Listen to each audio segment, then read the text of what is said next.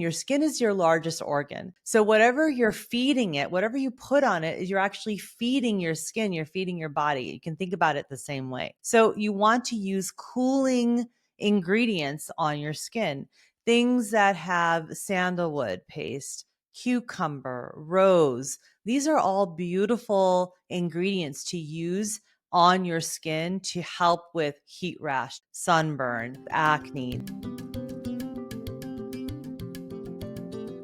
Hi, Madeline. I'm so excited to be back with you again to do another 5 questions episode. And this time we're talking all about summer and some of the most commonly asked questions that we get about summer. So thank you for doing this with me.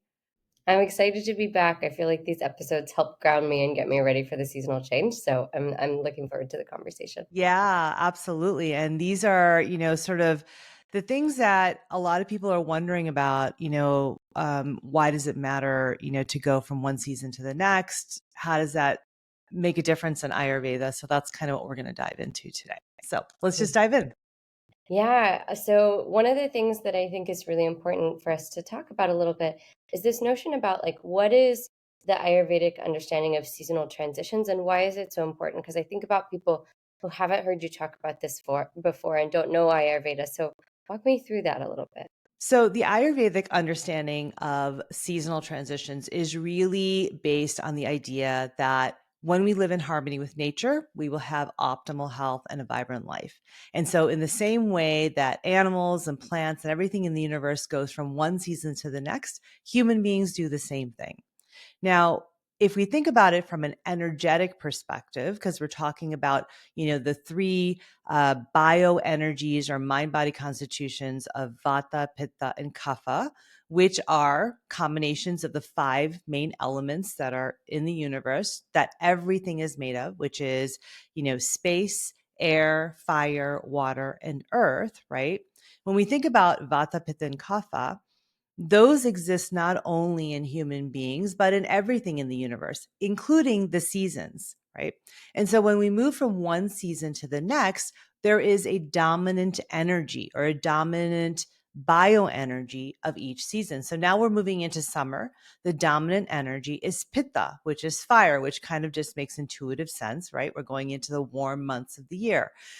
Now, the other thing to think about is that when we transition, when we're coming out of one season and going to the next, the season that preceded, there is an accumulation of the dosha, of the predominant dosha of that season. So we're coming out of spring, and that is kapha season, which is water and earth.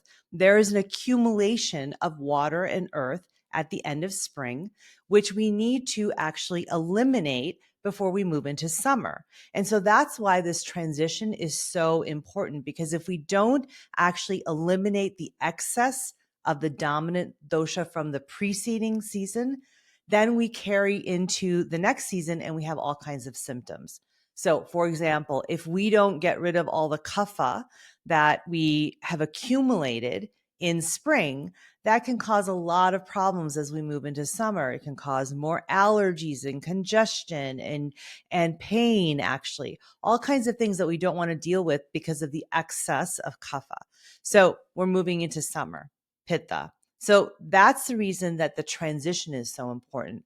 The other thing to think about in Ayurveda when we transition is that we also want to, we're trying to get rid of the dominant dosha from the preceding season going into the new season. So it's like we're trying to eliminate that. But we're also trying to set ourselves up from sort of a clean slate of the next dosha, so that the pitta that will start to accumulate, we can actually handle that. We can eliminate what we don't need, right? Because if we're always playing catch up, then it just causes more symptoms. Hopefully that makes sense. It's a little bit convoluted sometimes, but It's making a lot of sense, and it's as I think about kind of the things that I've been navigating with my own body and my own family as we move through this season. I'm really glad you mentioned allergies because that jumped right out for me. The other thing that I have been experiencing and navigating a little bit is like a little bit of gut trouble, and I think that like that because dietarily we need to be changing what we're eating and things like that. And I also the image that came to my mind is my kids for the last couple weeks have been having these end of school kind of moments, end of school picnics. And I was thinking about you so much because we had this one, like one of our first like really hot days. And of course, luckily it aligned with the end of school picnic because half the time I feel like where I live, it always rains on those things. But we got there and I was looking at the spread. It was like a potluck. And suddenly you saw watermelon and you saw cucumber and you saw strawberries and you saw all of these, quenching foods because it was really hot out. And I was like, oh, we are starting to do this a little bit intuitively. But if you don't make those changes, I know how much it can affect your health. And so, can you talk to me about kind of as we make this transition, what are the key principles of Ayurveda we need to keep in mind in the summer season to both go through kind of that cleansing of the prior dosha and to support ourselves with all this pitta energy? Mhm. Yeah. Okay. So let's back up a little bit and let's talk Yeah. about, first of all, what is the Pitta dosha, right? Pitta, as I said, is the bioenergy or mind body constitution that combines the elements of fire and water, right? And we say that Pitta governs everything that is involved in transformation in the body. So metabolism, digestion, right? Those are things that are ruled by Pitta, which Mm, makes sense, right? Fire yeah. is the metaphor in Ayurveda, the digestive fire for metabolism, right? And so it really is the thing. Pitta dosha is what controls how well we convert nourishment, food of any kind, anything that's coming into our five senses into energy, and how well our body can function using that energy, right? We're getting energy from not only food that we're eating, but also the food that we're taking in through our eyes and through our ears, our relationships. Everything is food, right? So how well do we digest it? How well do we take what we need, keep what we need, and then get rid of what we don't, right? That's what Pitta is really about. Um, when we talk about Ayurveda, we always talk about qualities of the different doshas, of the different elements. And the qualities of Pitta, as you could imagine, are hot, sharp, oily, light, very, very intense. They kind of are mobile and spreading, and liquid, things that you would think of when you think of fire and water, right? Those are the qualities of those elements. And so those are the qualities of Pitta. Now, what does that have to do with what we're talking about? Well, in Ayurveda, there's that golden principle of like increases like and opposites reduce. And so when we're thinking about how to keep Pitta in balance through the summer months so that we don't have this huge accumulation at the end of summer, is to do things that are opposite, right? Like increases like, opposites reduce. So we look at those qualities of hot, sharp, oily, mobile, and we try to do the opposite to bring it into balance. So we want to decrease the hot that we have, right? If you put more hot on hot, it just gets hotter, right? So you want to cool it off a little. You want to add a little bit of heaviness so that you don't have all this light spreading fire, right? You want to sort of dull things out and sort of make them a little bit dull so it's not so sharp and penetrating. Does this make sense? So that's why it's so important to understand that. Yeah, the visual that was coming to my mind actually, and it's interesting because whenever you talk, I kind of think about, okay, what is the body doing? And the visual that came to mind was like the difference between like laying at the beach and like going for a hike during the summer. Like one is very counter to Mhm, what you should be doing because of the dosha of the season. And I imagined like that feeling you get when you kind of push yourself too hard mhm, in this intense time and you counter with intensity. What are you going to have? You're going to be sweaty, you're going to be having trouble breathing, you're going to be right. overworked, overwhelmed, versus like kind of embodying the lizard quality of like, no, I'm just going to lay here, I'm going to Right, relax, I'm going to slow down. And this right. is really interesting because I think especially for those of us who live in like somewhere where both you and I live. You live in Chicago, I live in Seattle. We have, winters where, Mhm, things kind of cocoon a little bit because the weather is so right. intense. But I feel like as a result, summers can be really go, go, go, and all activity Mhm, and all things go. And to me, that's always felt a little too much. And so as right. I'm hearing you talk about it, it's like, oh, because we're doing all the things that actually aggravate that pitta energy. Right, exactly. And so that's exactly what's happening is that summer, because it's Pitta season, right? It's more fire and water. It's going to aggravate Pitta that is within us, right? So it's going to then increase those qualities, and it can cause all kinds of symptoms if it goes out of balance within us. And each of us is different, right? Each of us, you have a certain amount of Pitta, I have a different amount of Pitta, everyone who's listening has different amounts of Pitta. We all have Pitta within us, right? Now, depending on how much we have, that's how much we can tolerate, right? So someone who has a lot of Pitta, or maybe Pitta is a dominant dosha for them, their ability to really regulate in the summer is a little bit harder, and it's really important because if they even get a little too much pitta inside of them, which already has a lot of pitta, they're going to go out of balance and they're going to have symptoms, right? So as soon as you start to go out of balance, you start to have, the signs of sort of aggravated pitta, things like you mentioned, right? Increased sweating, lots of heat. Really, you can imagine it's like fire trying to come out of the body.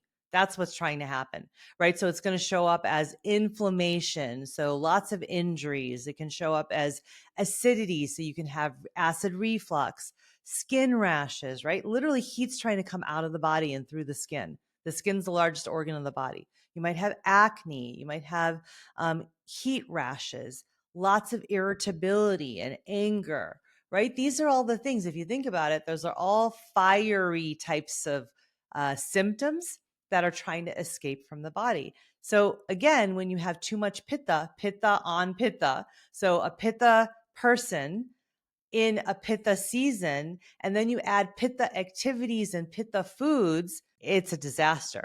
It's just a Mm, lot of heat, right? mhm, So I'm giving these visuals because I think it's so important for people to understand why it's so important then to do so many of the lifestyle changes that we talk about and dietary changes in the summer, or as we're going from one season to the next. You start to understand, you're like, I need to counterbalance. I need to balance out the things that I am doing in my everyday life so that I don't have that overload of pitta. I don't have that accumulation and then all those symptoms. So that's mm. kind of really the why of why it's so important, and then also how it correlates to pitta and the pitta dosha. It makes a lot of sense to me, and I think that, this is why I'm so excited for Ayurveda to spread more, especially here in North America. Because I think about summer, especially the past couple of years, there's been a lot of conflict in our culture, and I think it is because of this pent Mhm. up, fiery energy. So Mhm. talk to me about the very tangible things that we can be doing to cool that off and to Mhm. really change the internal dynamic and help ourselves really regulate is what's coming to mind. It's like, especially in a climate that, let's be honest, is getting hotter and hotter, we've Yep. really got to be conscious of what we can be doing to regulate ourselves. Yeah. And so really it comes back to a certain couple things. And, you know, I will give you some ideas of specific things you can do, but I think again, I'm always about understanding the principles because that way you can sort of regulate yourselves on a daily basis without actually remembering the exact things. You'll understand the principle. So again, if we go back to this idea of opposites reduce, right? Like increases like opposites reduce, we know that we want to do the opposite thing. So, what we're trying to do is balance out this fire and this water that are the two elements of pitta, right? And so, a couple of things that we can do is we want to balance out the heat, but we also want to make sure that we have enough moisture, right? Enough hydration. So, a couple of things that we can do is really to think about how do we cool down in the summer, because the heat is the major issue that always affects most people, especially as you said, as the climate is changing, in the world, we're seeing all the effects of that. I mean, this week in Chicago, it's 100 degrees. Literally, it's anywhere from 90 to 100 degrees. We have never had that where it's been consistently like that at the beginning of June. I mean, we know that something's happening in the climate. So how do we keep ourselves cool? Well, there's a couple things we can do. We can do it with diet, right? We'll talk about dietary changes. So you really want to think about foods that are cooling, fresh fruits, fresh vegetables. And again, go by what nature is doing. Nature's providing all these beautiful, like you said at the picnic that you were with at, your kids, all the watermelon and cucumbers. And, that was all to help us cool down. So you really want to increase those cooling foods in your diet. You want to stay hydrated. These are very simple things, drink cooling beverages, not iced beverages, but cooling ones. Add cooling spices, whether it's peppermint or fennel or aloe, right? These are all things that are very cooling to the body. Fruit juice if you need to in the summer. And then another thing is to really make sure that you cool off in your environment.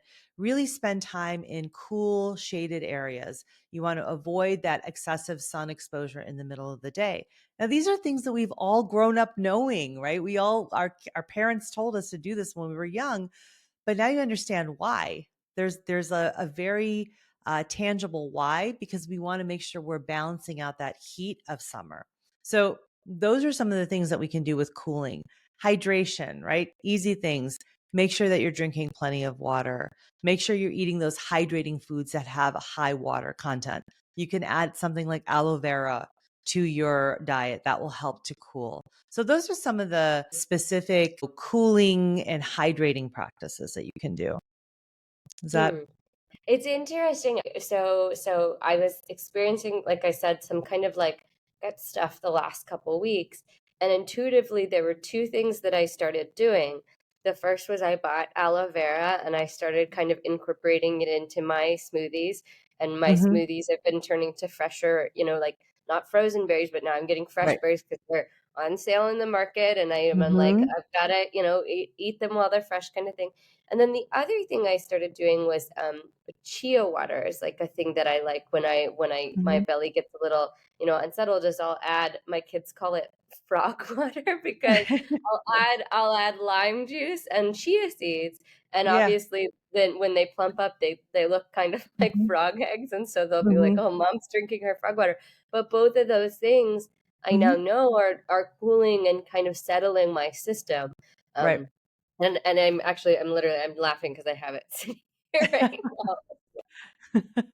Yeah, no, those are all things that are helpful. I mean, think about the things that, maybe your parents or your grandparents would make in the summer. There's a reason they were doing that. It was all to provide this hydration, to provide this cooling. That was the reason they were doing those things. And they were using things that were available in nature. Mother Nature is a lot smarter than we are. She Mhm, provides what we need during the different seasons. So in the summer, it's all these cooling herbs and spices, cooling fruits and vegetables, right? Um, to increase that hydration and to cool our bodies down and our minds also. So those are some important things. Um, some other things that you can do as far as routines go, because we're going to get to the dietary components in a minute. I know that that's a really commonly asked question. So we're going to do a whole question about that. But like seasonal routines, right? So the morning routine that you can do, and this is really, again, to pacify that pitta, to bring that pitta, that fire into balance. A morning routine, things like if you're doing a self massage in the morning, some abhyanga, which is a practice in Ayurveda to help settle the nervous system, to pull out toxins from the body. You want to use cooling oils in the summer, things like coconut oil or sunflower oil. Those are a lot more cooling. And you want to follow that with like a very lukewarm shower. No hot showers, hot baths, things like that. Again, cooling, but you're changing the kind of oil you're using in the practice that you're doing. Um, Exercise, like you said, you don't want to be doing these high intensity hikes. If you're going to do them at the cooler times of the day, in the morning or in the evening, not in the middle of the day. That's just going to overheat you, increase your pitta, cause all sorts of, injuries. I always tell this story when I first started practicing Ayurveda and actually consulting. I had quite a few patients who would come to me who are really, really athletic, like athletes who, marathon all summer, especially in Chicago. It's marathon season here, right? They were doing all these marathons and they'd come in with all of these injuries because they were highly competitive, right? Because they're running these races. They have a lot of pitta in them. It's pitta season and they're doing pitta activities. It just was, again, a recipe for increased injuries, increased inflammation, right? So if you're doing those kinds of exercise, if you're doing like intense running, marathoning, biking, all those things, do them in the morning and the evening, not in the middle of the day. So you could instead do some, a little bit gentler exercise, maybe some swimming or walking, again, early morning, late in the evening, that type of thing when the temperatures are cooler. So you want to shift your exercise. And then, the rest and relaxation. Summer is a really fun time to be outdoors, to be with family, to be with friends. There's tons of things going on. Avoid the need to do everything all the time because that increases the amount of fire, the amount of pitta. So you want to balance that out with some rest, some relaxation, some downtime, some space, right? That, needing to slow down that we all feel in the summer, don't like fight that urge because there's so much to do. So Yeah. those are some things to think about routines. That's the I feel like you just set down the gauntlet for me. That's the challenge I wanna put forward for myself because I feel like last summer and partially it was because we were in a smaller home, and so we just needed to get out, like, but Mhm. it was that push because there's so much that happens during summer. I felt like every night we were at, concert in the park or going to the movie or play date Exactly. or trip or this or that, and you just kinda end up feeling a bit ragged, like, Right.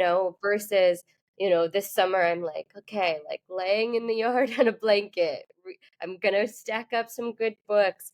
I'm Mhm. gonna take a couple weeks off. Like, that those are the changes I'm trying to shift and see in my life this summer because, otherwise you just kind of like careen into fall and it kind of Yep. feels like a really hard crash, especially when the kids went back to school and things like that. Exactly, exactly, and then all that pitta is accumulated and you're gonna have symptoms at the end of the summer too. So it's Oh, all about balancing. It's not saying that you shouldn't do those things because actually summer is that time of sort of that joy, that joie de vivre, it's sort of like that, time to be playful and light. And so doing those things, going to the park, seeing the movie in the park, going to the concerts, those are all really important because it taps into that playful energy of summer. But at the same time, it's really important to regulate that, to make mhm, sure that you're balancing that with the rest and relaxation that creates that cooling sort of that time to just bring it down a little bit. That's important in the summer too. So mm, I really mm. like what you're saying about balancing that out. What would you offer in terms of, because I think the other thing, and again, you can tell I'm in this certain season of mom mode where it's like I've got kids under teenagers, so I'm still responsible for like keeping them entertained all summer. Mhm. Talk to me about activities. What are the things that we can be doing to kind of calm the energy down, because Mhm. the other thing I think about is like evenings are so challenging in my home during this season because it's light until like 10 o'clock Yeah. at night. And Yep. so, like, getting everybody to wind down and getting everybody to get the rest they need. Mhm. Um, talk to me about like what kind of activities we can be doing to kind of balance that bright intensity of the pitta energy. Yeah. And you're right. That's a good point because the days are longer and it's light out. Everybody wants to be awake. And you know what? In the summer, that's okay. You're adjusting with what nature is doing. And so you're going to stay up a little bit later. But I do think what you're saying is really important is that to sort of bring the energy down a little bit, like be awake, but maybe doing some things that are more mindful, right? Whether it is, using some sidewalk chalk and just drawing outside or blowing some bubbles. Those are fun things, right? That you can do outside that have that playful energy, but they're also not, it's not like you're running around playing an active game or, getting really riled up and doing something competitive, right? So you're kind of doing something things that are playful. So maybe it's, drawing or doing some other mindful activities, meditation, breath work, guided meditation. Those are all things, listening to music. Those are all things you can do together. The other thing that I'm thinking about as you're talking about kids is that I actually think that the summer is a really good time to practice these mindfulness activities with your kids, with your spouse, with your partner, your friends, whoever. It's a really good time to really practice and build up those skills so that when you go back into the fall of that busy time of school, of work, of all the things that start to happen, you've sort of cultivated these skills again. You've kind of, sharpened them up a little bit and gotten back into meditating or into breath work. I used to do that with my kids in the summer, was really practice these tools so that they would have those tools in their side pocket when they went back to school and had lots of things to do. So, things you could be doing with your kids is, maybe you're doing every evening, you're doing 5 minutes of breath work together, or doing a guided meditation together, or listening to binaural beats on one of the apps, and lying down in your, outside on the grass, or, in your living room on the floor and doing some meditation. Those are really nice things to do, I think. I that made me think we had an evening a couple nights ago where, again, it was like the energy was really high, and we'd gone to see a movie, and so that kind of gets everybody hopped up, and we needed that calming, and it was like, oh, we're gonna listen to some nature sounds, like kind of like a sleep sounds, and it was just the sounds of like kind of like a running stream, and it was amazing to me how quickly my littlest one went from like peak, like I can't sleep mama, to like out to like a light, but it's really, those things are just really helpful in kind of like regulating and counterbalancing. The other image that came to mind, and I'm like, oh, this is such a mindful thing, and it's something I remember a lot of childhood, was campfires. Like a lot of people go camping or go out in nature, and just to sit by a fire and just kind of like tell stories, or just to be, is a very like calming and grounding ritual that is a lot of my part of my childhood, like summer memories. And I was Mhm. like, we were kind of doing that naturally, even though Yeah. it's not something we were consciously like cultivating. Exactly. And when you're saying campfire, the thing that I think of right away is the aroma of campfires. That's Mm, like such a nostalgic smell for me. And mm, so it made me think of aromatherapy too. That's actually something you can also incorporate into your evenings, using essential oils that are cooling and calming, things like sandalwood, jasmine, rose is a beautiful one. mm, Put those in diffusers, put them in an oil. You could have everybody, just do like a little foot massage at the end of the day, that type of thing. There's lots of ways to incorporate so many of these practices in your own way, um, mm, and sort of adjust them to your family and to what feels good for you. But again, it's that idea of cooling things down, mhm. slowing things down. That will help to balance that pitta, fiery energy of summer. I'm chuckling a little because I love the oil massage of the feet, because there's this moment every day, every summer day, where I have to go, because my kids always want to pile in my bed, and I have to go wash your feet because they've been running around barefoot outside, and they come into my room and their feet are like black. But I'm like, oh, that could be a nice addition to that. Is like, go wash your feet and then we'll rub them with oil, because they just. But again, that's part of summer, the barefoot running around. It's cool. Yeah, yeah. So this is the question we know that everybody is waiting for, right? Is all of the dietary stuff. And we know that people love your recipes, and there's so many I've gotten from you that are so helpful and so just beautiful and easy. And that's, I think, one of the things I love about cooking during this time of the year is like, to your point, Mother Nature like gives us so much that requires so little in terms of preparation. It's not like, the winter where we're making these soups and stews that take a lot of time. It's usually just things we can throw together quite quickly. So talk to me about, the things that we should, one, be incorporating from a foods perspective, and perhaps maybe two, what should we maybe do less of?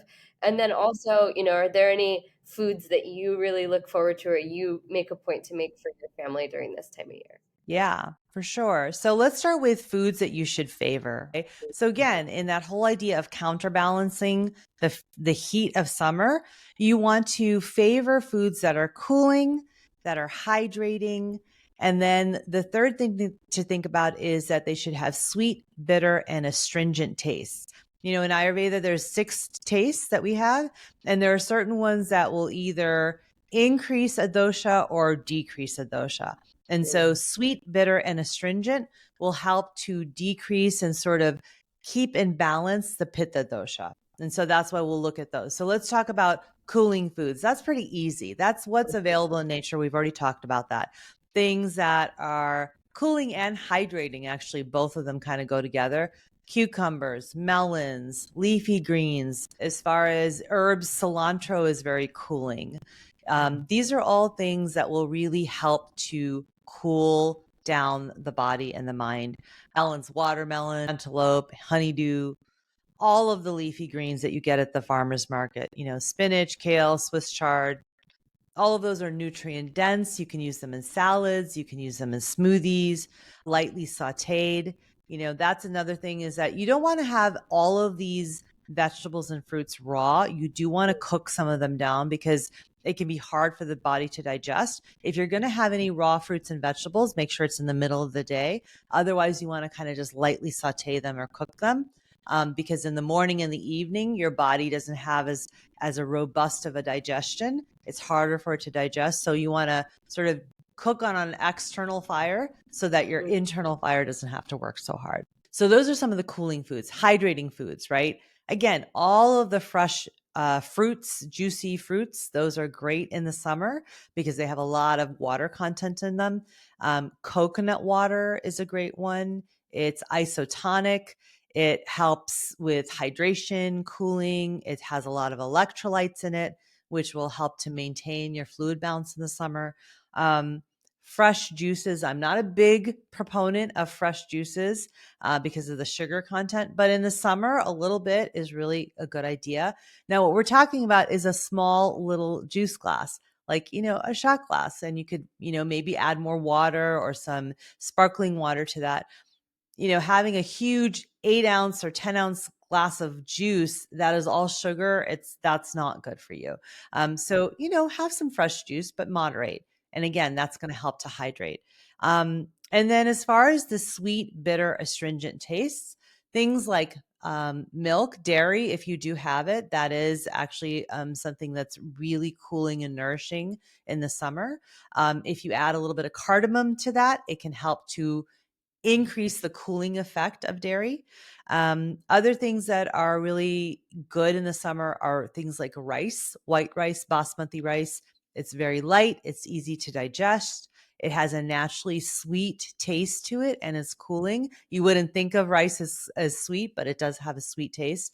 And then legumes, things like mung beans, lentils, chickpeas, all are cooling foods. They have a lot of protein in them. They have that astringent and bitter taste that will help to balance pitta. So those are mm. some ideas of foods to favor. Questions about those? There's two things that came to mind. One, my mouth started watering as soon as you said dairy and cardamom. I was thinking about cardamom ice cream, and I'm like, of Mm-hmm. course we have ice cream in the summer because we need that like sweet but cooling, Mm-hmm. right? And recently my son was standing in the driveway and just going, I wish the ice cream truck would come by our house here Right. because at his dad's house there's an ice cream truck that comes by. But that's like again a core memory of summer, but Right. essential, right? It's that hottest part of the day. The ice cream truck comes by, you get that Mm-hmm. sweet, you get that cooling, and you take a Mm-hmm. moment to settle, especially if you've been running around the neighborhood with all Right. the kids, right? And then the other thing that came to mind was I think this legumes piece is really important because especially if you're somebody who favors, a meat-free or a more meatless diet, there is this kind of challenge, I think, this time of year in terms of protein, right? And so it's Mm-hmm. like a lot of the things are kind of don't not as protein heavy this time of year, and so it's Right. really important to think about how do you incorporate That's important. those sources into what you're eating. And I was thinking again back to that school picnic table. There's a lot of vegans and vegetarian families at the school my kid goes to, and there was cool chickpea salad, and there was a beautiful lentil salad with fresh herbs, and I was like, Mhm. yeah, that's such an Right. intuitive thing because even though these are really nutrient dense, they're lighter to eat, especially like chickpea. Exactly. I feel like is a great one. Yeah. Yeah, and exactly. And go back to again, the recipes that you grew up with, that you commonly had in the summertime, and that will give you ideas of the foods to favor in the summer. It's Mm, very intuitive. This is part of human history. It's not just South Asia, right? mm, Ayurveda, everybody thinks that they need to eat Indian food to be eating Ayurvedically. That's just not true, right? You mm, can think about any culture that you come from, your family history. Think about what recipes your mothers and grandmothers and aunts and uncles and family made during the summer. Get some clues and ideas from that, and that will tell you what to eat in the summer. mm. I instantly think of my grandmother lived in Kentucky, and everyone would have these little, not even a stand, like a table in their driveway. And you would be driving back to my grandmother's house, and that table always had cucumber, it always had tomatoes, and it always had Hmm. watermelon. And you could, there was just a little honesty box. You'd put, a couple dollars in. Right, And so right. every night at dinner, cucumber and tomato were served Yep. because one, it was abundant, and two, again, helping us cool Filling. down and hydrate. Yep, exactly, exactly. That I mean, I love that. I love to think about the things from the past. It's nostalgic, but it also gives you so much clue. It gives you so much information about the healing properties of food and Mm, the medicine that is in food. Our mm, ancestors have used it for centuries. So mm, just go back to that. Foods to avoid. We'll move to that really quickly. Really common sense, right? Things that are going to increase heat, those are things that you should really avoid and sort of really regulate in the summer. Spicy foods, chili peppers, garlic, onions, those are all fiery. They'll increase the amount of heat. Just moderate those. Salty foods, right? Again, anything that's processed, salted nuts, pickles, those kinds of things are going to increase your fire. Anything that is sour, so yogurt, sour cream, fermented foods, you really want to regulate those in the summer because those will increase fire again. So those are really the things to avoid. Just don't increase the fire. It's kind of intuitive. Salty, sour, and spicy foods are really going to cause an increase in fire. Okay. Okay. It's interesting. The pickles one surprised me. Can you tell me a little bit more about this? Because, and again, I'm thinking Yeah. very American here, but I feel like there's a lot of barbecues that happen, right? During Yeah. summer. Hmm. There's a lot of like American diet is like, coleslaw and pickles and like stuff like that. So Hmm. say a little bit more about this big meat one. Yeah, I mean, I think the point here is not to eat like a whole jar of pickles or a whole vat of coleslaw, right? Having it as a condiment with something else is a different story. It's the high salt content in pickles and then the fermentation in vinegar. Those are Yeah. things that are going to cause an increase in fire. So you just want to moderate how much of that you're having. I think that's really, again, it's just a condiment. It's just something to be aware of. Because if you're having things like kimchi, pickles, Yeah. kombucha, and yogurt, like if you're having all of these things in one day, that could cause an overload and increase your fire. But Mm. if you're just having it as a condiment, it's totally fine. It's not a big Okay, deal. that's super helpful. What about as I'm starting to like season things, Hmm. because inevitably one of the things that we want to do this time of year is one, again, work with what nature offers us, but also maybe transition the palate a little bit to things Hmm. that, are going to be aligned. So talk to me Yep. about if I'm cooking, what are the herbs and spices I'm reaching for? Yeah, exactly. And I'm glad you brought that up because spices are medicine. They're like your greatest medicine cabinet that you can have. Cooling spices that are really good to use in the summer are things like coriander, fennel, mint, aloe vera, cilantro. Cilantro, coriander are, cousins of the same thing. These are all really, really great cooling spices and herbs. Coriander is can be used for cooking as a garnish. Fennel, again, you can chew after a meal. It helps with digestion and cools the body. So you could use it as a tea also. Mint, a lot of us have used mint in our cooking, whether it's in salads or teas or drinks. Aloe vera juice, you already, you mentioned that you added aloe vera juice to your smoothies. You can do that. You can just have a little shot of it every morning too. And then again, cilantro, that's an easy one to, chop up and add to a salad, add to vegetables. You can even put it into smoothies. I add it to a smoothie, a green smoothie. Those are all great herbs and spices to use in the summer. I love it. And again, these things are abundant. Like I always think about like my mint plants are just like overgrown during the summer, right? So they need to be eaten, and what better way to incorporate and put it into the things that we're making. Um, this one is the one that I'm obsessed with. And for context, I'm recording this in Florida, and I went out by the pool the first day here, and there were so many young girls who were out getting their tan on, and the mother in me and the former like girl who loved to tan in me wanted to shake all of them and go, "You're gonna regret this. You need to be gentle to your skin." And talk to me about that. What are the things that we need to be doing? Because especially again with a sun that is getting more and more intense, Hmm. what is the skincare remedies? What are the things that we need to be doing to protect and care for our bodies during this hot time of the year?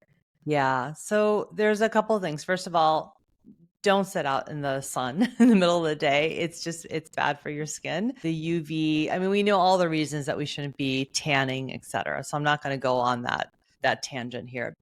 But really, you want to do the same things that you're doing for your food. You want to think about that on your skin. Your skin is your largest organ. So whatever you're feeding it, whatever you put on it, you're actually feeding your skin, you're feeding your body. You can think about it the same way. So you want to use cooling ingredients on your skin, things that have sandalwood paste, cucumber, rose. These are all beautiful ingredients to use on your skin to help with heat rash, to help with sunburn, to help with acne. These are all things that you can use. So, some really great cooling face masks that you can make at home. If you just use sandalwood and some rose water, you can mix those together and make like a little paste and then put that on your face and neck, leave it on for 15 to 20 minutes, and then rinse it off. That's one that you can make. Something you can do with cucumber. Again, it cools the skin, and you can add some yogurt to that. That will soothe and sort of nourish the skin as well and hydrate it. So if you do some cucumber, some yogurt, blend it into a paste again, and then apply it to your face and neck for 15 minutes. Rinse off. Sorry, rinse off with cool water. That's another one. And then another one you can do is you can use rose water, mist it on your face during the day to cool it off. You can use aloe vera gel. This is one that we use a lot in the United States for sunburn or heat rash. You can put a little bit of aloe vera gel on.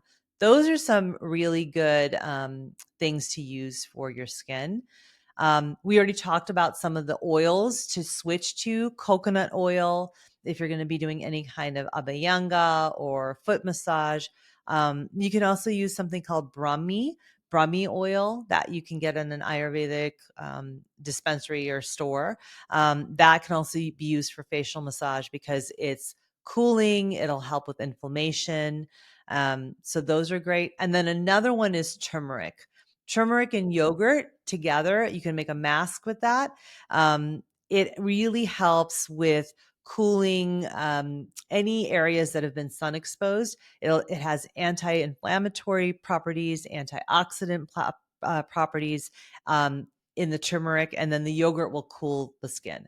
So again, you're kind of combining all these spice medicines and foods for their different properties and making a simple mask or a simple balm to put on heat rash, sunburn, etc. So those are some easy things that you can do. What I love about that is like those are things that you have in your kitchen, right? Like you Yes. already have them. It's so easy to do those things. And Hmm. and again, I just think about, how do we care for ourselves? How do we care for, you know, I often my littlest one just runs really hot, and he'll in the summer he'll get heat rash on his body because again he's running around, and perhaps his skin is too sun exposed or it just gets too hot. And I always know that moment where I take his shirt off and I see it on his back. And so I was like, rose water, that's something I always have in my home. Like I could Yep. spray him down with that and help him cool off and take a cooling shower and things like that. Yeah, I mean, you can get rose water in like most pharmacies and like, natural food stores. And if you just Yeah, put it in a little spritzer bottle, I carry yeah, it around in my bag with me in the summer. yeah. It's really Yeah. refreshing in the summer. Anything else we can be doing to just, as we think about that sun exposure, protecting, any Yep. other practices? I mean, I think some of this feels very like we should know, but again, when we're running around, when we're busy, we maybe forget to do Yeah. some of these things. Yeah, I mean, I think it's all the things that we grew up knowing, right? Again, you want to again think about the natural sort of cycles of the day and the path of the sun. Use that as your guide. When the sun is highest in the sky in the middle of the day, you want to stay out of the heat and not expose your body because it's also the highest UV rays. You know, really between like 10 a.m. and 4 p.m, especially like noon to 1. That's the hottest time of the day. The sun is the strongest. Just stay out of the direct sunlight. Make sure that you're wearing protective clothing, longer sleeves, a hat, sunglasses. These are all things that we all kind of know. You want to really make sure that you're wearing light, breathable fabrics, natural fabrics, cotton, linen. They allow the skin to breathe, but also protect. Also helps the body to stay cool. And then again, colors, use light colors. We all kind of lighten up what we're wearing. You don't want to be wearing really dark colors in the summer. That's just going to increase the amount of heat. So those are just some simple things to think about in the summer. Mhm. So, one of the things that I think is really hard to manage during this time of the year is energy. We've talked about Mhm, this a lot, but it's like there's the high highs and the low lows of summer. And I think about mhm, all the times where I burn out or my kids are melting down. It's literally because we're not like managing, the fatigue and the mhm, heat and all of these pieces well. And so, mhm. how can we do that better? What are some Ayurvedic ways we can really manage our energy levels during these hot months? Yeah. So, I think that's a really good point is that, again, in the summer, we want to do everything, but really thinking about how do we slow down? How do we add some rest and relaxation? How do we add some cooling practices to our day? Right. So, I'm always going to start with sleep. I'm a doctor, so I'm always going to say aim for 7 to 8 hours of sleep. You really want to make sure that you're sleeping in a cool, dark, quiet environment that really, really promotes and supports sleep. And use light fabrics for your bedding. That will really help. Um, so that's the first thing. And even though, the day is, longer, that still means that you still want to make sure that you're making sure that you have enough sleep, right? It's not an excuse to stay up until 11 o'clock and then wake up at 4 o'clock or sleep later or whatever. You want to make sure that you have a regular schedule with your sleep. Um, Another thing that you can do is take a little rest in the middle of the day. The hottest time of the day, it's a good time to be inside. Maybe take a 20-minute nap, or just chill out for 20 minutes. You're going to eat your lunch. Maybe you go for a little walk around the park, and then you just come and sit down and just chill for a little while.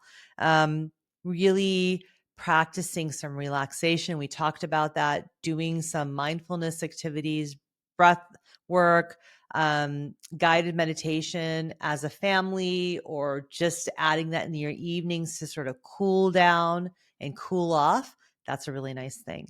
One of the breath works that you can do is something called shitali, which is really almost like you're breathing out of a straw.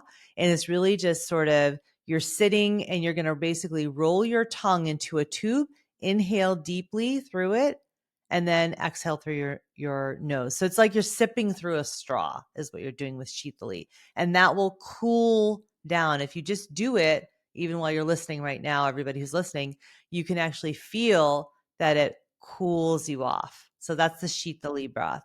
That's a really good one. And then, as far as, yoga goes or exercise, we've already talked about some of the exercises that you can do: gentle stretching, walking, swimming. But then if you're doing yoga, doing some more restorative gentle practices that are on the floor, something like, reclining bound angle pose or child's pose or legs up the wall. These are all things that are relaxing and again, cooling. They slow you down. Those are really good practices in the summer.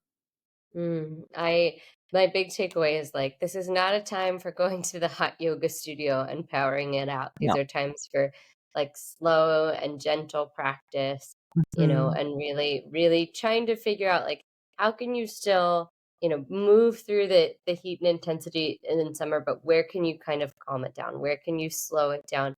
And I think the Mhm. key is that we have to be intentional in those things because summer goes so quick, it goes so fast. And so if we're not taking the time to find that slowness or find that stillness, it's just gonna, pass us in a blink. Yeah, no, absolutely. I think that that's the name of the game is cool it down, slow it down. That's the way you want to think about everything that you're doing. So incorporate that in your diet, in your self-care practices, in your movement, in your activities, and that will help to decrease that accumulation of pitta that can cause all the symptoms that we see in the summer. So that's really sort of, if the one thing you can remember from this episode is that, then I think I've done my job today. I think is that 5 questions? Yep, Yeah, yep, we've done it. that was it. We did it. Okay, amazing. Madeline, thank you so much. I hope that this helps everybody that's listening. Thank you for helping me get through a lot of interesting questions. So thanks. Thank you for the wisdom. I'm really excited to start instituting these and to come back and report how it went too. I think there's a lot of easy, tangible things that people can take away from this. And I'm excited to see your blog this summer too with all of the, you always have the best recipes. So I'm excited to make some good Yeah, food for my definitely. family. We'll be adding some recipes for food and then also a lot of the skincare that we talked about, some of those home DIY masks that you can make. We'll put those into a blog too, so you guys can look for those.